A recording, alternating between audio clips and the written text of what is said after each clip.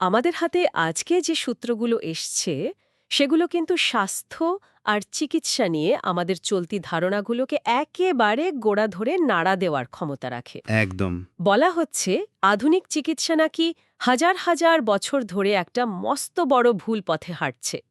চলুন আজ এই দাবির গভীরে গিয়ে দেখি এটা কি শুধুই একটা ভিত্তিহীন অভিযোগ নাকি এর পেছনে অন্য কোনো সত্য আছে। ঠিক তাই। এই লেখাগুলোর মূল আক্রমণের জায়গাটা হলো চিকিৎসা বিজ্ঞানের একদম গোড়ায়। একেবারে ফাউন্ডেশনে। হ্যাঁ, তারা বলছে আমরা মানবদেহকে যেভাবে দেখি সেটাই নাকি ভুল। শরীরকে একটা জটিল যন্ত্র হিসেবে দেখা, আর রোগকে বাইরে থেকে আসা কোনো শত্রু। মানে কোনো জীবাণু বা ভাইরাসের মতো। হ্যাঁ, ঠিক তাই। এই পুরো ধারণাটাকেই তারা চ্যালেঞ্জ করছে। আমাদের আজকের কাজ হলো এই চ্যালেঞ্জটা ঠিক কি সেটা একটু স্তর বেস্তর খুলে দেখা। দারুণ। তাহলে চলুন শুরু করা যাক একেবারে মূল অভিযোগটা দিয়ে। এই সূত্রগুলো বলছে আধুনিক চিকিৎসা নাকি জীবন্ত শরীর থেকে তার প্রাণ বা জীবনী শক্তিকেই বাদ দিয়ে দিয়েছে। ব্যাপারটা ঠিক কি? একদম। তাদের প্রথম এবং প্রধান অভিযোগ এটাই। তারা বলছে আধুনিক চিকিৎসাশাস্ত্র জীবন্ত শরীরকে দেখে কিছু টিস্যু, কিছু অঙ্গপ্রত্যঙ্গ আর কিছু রাসায়নিক বিক্রিয়ার সমষ্টি হিসেবে। অনেকটা একটা গাড়ির ইঞ্জিনের মতো। চমৎকার বলেছেন। বিভিন্ন পার্টস আছে, তেল, জল, বিদ্যুৎ আছে, সব মিলে চলছে। কিন্তু এই সূত্রগুলোর লেখকদের মতে এই দৃষ্টিভঙ্গিতে সবচেয়ে জরুরি জিনিসটাই হারিয়ে গেছে। আর সেটা হলো সেই অদৃশ্য শক্তি যা এই পুরো সিস্টেমটাকে জীবন্ত রাখে, যাকে তারা বলছে ভাইটাল ফোর্স বা জীবনী শক্তি। আচ্ছা, তার মানে এই দর্শনানুযায়ী একটা জীবন্ত শরীর আর একটা মৃত শরীরের মধ্যে পার্থক্যটা শুধু কিছু রাসায়নিক বিক্রিয়া চালু থাকা বা না থাকার নয়, এর বাইরেও কিছু একটা আছে। ঠিক ধরেছেন। তাদের মতে পার্থক্যটা মৌলিক। একটা মৃতদেহ তো রাসায়নিক উপাদানের ঠাসা, তাই না? হ্যাঁ, তা তো বটেই। কিন্তু সেখানে প্রাণ নেই। এই প্রাণ বা জীবনী শক্তি হলো সেই চালক যা শরীরকে অনুভূতি দেয়, নিজেকে মেরামত করার ক্ষমতা দেয় এবং সমস্ত অঙ্গপ্রত্যঙ্গের মধ্যে একটা সামঞ্জস্য বজায় রাখে। হুম। প্রচলিত চিকিৎসায় এই চালকের অস্তিত্বকেই স্বীকার করে না।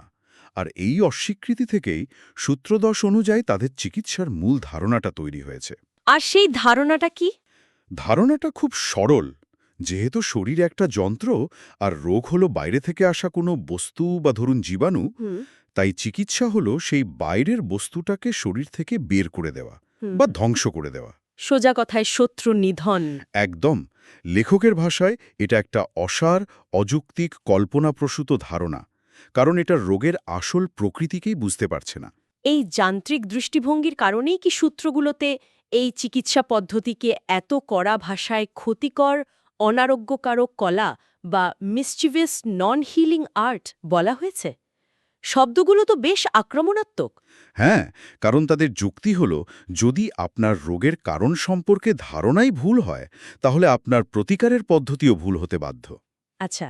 এটা অনেকটা বিল্ডিংয়ের ভিত্তি ভুল জায়গায় খুঁড়ে ফেলার মতো। আপনি যতই সুন্দর দেয়াল গাঁথুন না কেন, পুরো বাড়িটাই তো একসময় ভেঙে পড়বে। ঠিক। এই সূত্রগুলো বলছে হাজার হাজার বছর ধরে প্রচলিত চিকিৎসা ঠিক এই কাজটাই করে আসছে। আচ্ছা, প্রচলিত ধারণাকে তো বেশ জোরালোভাবেই কাঠগড়ায় দাঁড় করানো হলো, কিন্তু শুধু সমালোচনা তো যথেষ্ট নয়। এর বিকল্পটা কি?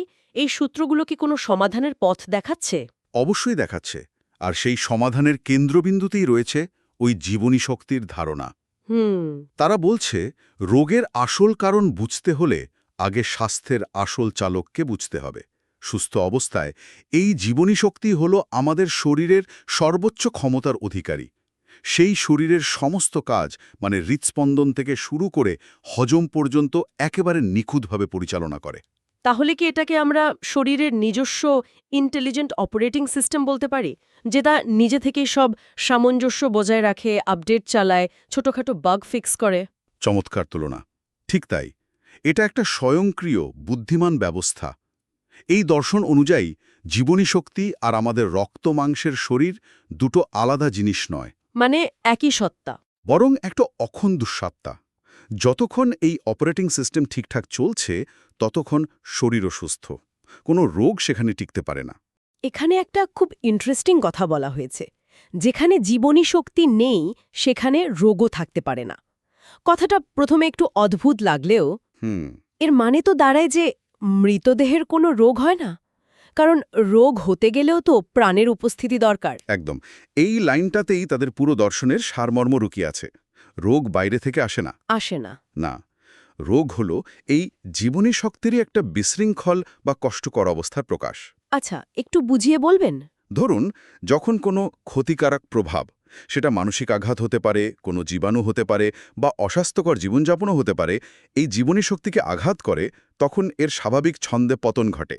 আর এই ভেতরের বিশৃঙ্খলাটাই বাইরের জগতের রোগের লক্ষণ হিসেবে প্রকাশ পায়। তার মানে আমরা যেগুলোকে রোগ বলে জানি, যেমন জ্বর, ব্যথা, বমি বা ত্বকের কোনো র্যাশ, ওগুলো আসলে রোগই নয়। এগুলো শুধু ভেতরের সমস্যার একটা অ্যালার্ম বা সংকেত। এই দর্শন অনুযায়ী 100 ভাগ তাই। লক্ষণগুলো হলো রোগের ভাষা। রোগের ভাষা। হ্যাঁ, জীবনী শক্তি ওই লক্ষণগুলোর মাধ্যমে আমাদের জানানোর চেষ্টা করছে যে ভেতরে কোথাও একটা সমস্যা হয়েছে এবং সে সেটাকে ঠিক করার জন্য লড়াই করছে। তাই লক্ষণগুলো আসলে রোগের বিরুদ্ধে শরীরের নিজস্ব প্রতিরক্ষামূলক ব্যবস্থারই একটা অংশ। তাহলে তো প্রচলিত চিকিৎসার একটা বড় অংশই প্রশ্নের মুখে পড়ে যাচ্ছে। যেমন ধরুন, মাথা ব্যথা হলে আমরা পেইনকিলার খাই বা জ্বর হলে প্যারাসিটামল। ঠিক। সূত্রগুলো বলছে এই কাজটা করে আমরা আসলে শরীরের সেই অ্যালার্ম সিস্টেমটাকেই বন্ধ করে দিচ্ছি, যা আমাদের বলতে চাইছিল যে ভেতরে কোথাও আগুন লেগেছে। নিখুঁত উদাহরণ। আপনি অ্যালার্মটা বন্ধ করে দিলেন, কিন্তু আগুনটা তো জ্বলতেই থাকল।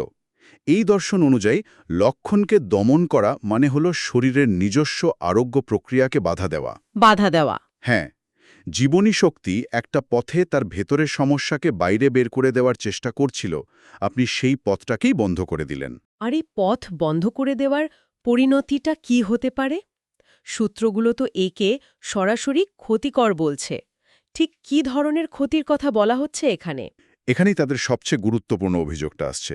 তারা বলছে, যখন আপনি বাহ্যিক বা স্থূল ঔষধ দিয়ে কোনো লক্ষণকে জোর করে চেপে দেন, তখন ভেতরের মূল রোগটা মানে সারে না। সারে না, না, বরং সেটা আরও গভীরে চলে যায়।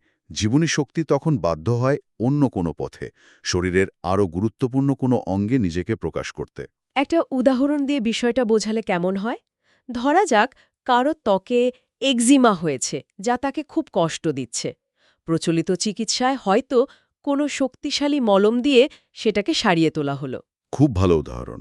এই দর্শন অনুযায়ী এর পরের ঘটনা প্রবাহটা কি হতে পারে? এই দর্শন বলবে যে একজিমাটা ছিল ভেতরের বিশৃঙ্খল জীবনী শক্তির একটা প্রকাশ, যেটা সে শরীরের সবচেয়ে কম গুরুত্বপূর্ণ অঙ্গ, মানে ত্বকের মাধ্যমে বের করে দিচ্ছিল। আচ্ছা। যখন মলম দিয়ে সেই রাস্তাটা বন্ধ করে দেয়া হলো, তখন ভেতরের সেই বিশৃঙ্খলাটা আর বেরোতে পারল না। সে তখন নতুন রাস্তা খুঁজবে। হয়তো এর কয়েক বছর পর দেখা গেল সেই ব্যক্তির মারাত্মক হাঁপানির সমস্যা শুরু হলো। তার মানে চর্মরোগটা ফুসফুসের রোগে পরিণত হলো। ঠিক তাই। এই দর্শন অনুযায়ী এটা কোনো নতুন রোগ নয়, বরং আগের চাপা দেওয়া রোগেরই একটা গভীরতর প্রকাশ। ওহ! শরীর প্রথমে ত্বক দিয়ে সংকেত দিচ্ছিল, আমরা সেটা শুনিনি। এখন সে আরও জরুরি অঙ্গ ফুসফুস দিয়ে আরও জোরালো সংকেত দিচ্ছে। আর এটাই হলো সেই অনারোগ্যকারক কলার ফল, যা আপাতভাবে রোগ সারিয়ে দেয়, কিন্তু আসলে তাকে আরও জটিল এবং বিপজ্জনক দিকে ঠেলে দেয়। শুধু তাই নয়, সূত্রগুলোতে তো আরও বলা হয়েছে যে এই ওষুধগুলোর নিজেরও কিছু পার্শ্ব প্রতিক্রিয়া থাকে। সেগুলোর প্রভাবে শরীরে সম্পূর্ণ নতুন ধরনের রোগ বা উপসর্গও তৈরি হতে পারে। অবশ্যই। এই দর্শন অনুযায়ী প্রতিটি স্থূল ও রাসায়নিক ঔষধের নিজস্ব কিছু গুণাবলী আছে, যা জীবনী শক্তিকে প্রভাবিত করে। মানে ঔষধের নিজস্ব একটা প্রভাব থাকে।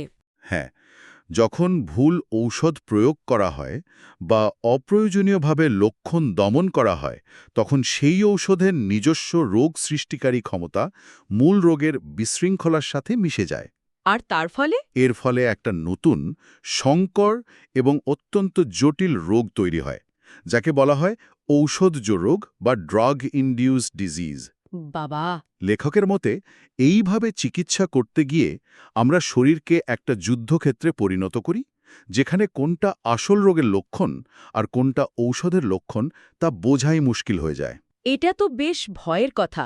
বলা হচ্ছে এইভাবে হাজার হাজার রকমের নতুন রোগ তৈরি করা সম্ভব এবং এক শরীর থেকে অন্য শরীরে সেগুলো ছড়িয়ে দেওয়া যায়।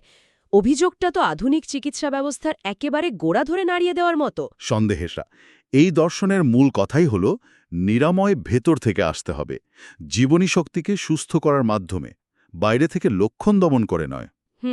আর লক্ষণ দমন করার এই প্রক্রিয়াটিকেই তারা বলছে সেই মিসচিভিয়াস নন হিলিং আর্ট, কারণ এটি আরোগ্যের একটা ভ্রম বা ইলিউশন তৈরি করে, কিন্তু আড়ালে শরীরকে দীর্ঘমেয়াদে আরও বেশি অসুস্থ ও দুর্বল করে তোলে। তাহলে পুরো আলোচনাটা যদি এক জায়গায় আনি, আমরা দেখলাম যে এই সূত্রগুলো শরীর, রোগ এবং নিরাময় সম্পর্কে একটা সম্পূর্ণ ভিন্ন ধারণা দিচ্ছে। দুটো আলাদা পৃথিবী যেন। ঠিক, একদিকে আছে আধুনিক চিকিৎসার যান্ত্রিক দৃষ্টিভঙ্গি, যেখানে শরীর একটা মেশিন আর ডাক্তার হলো মেকানিক।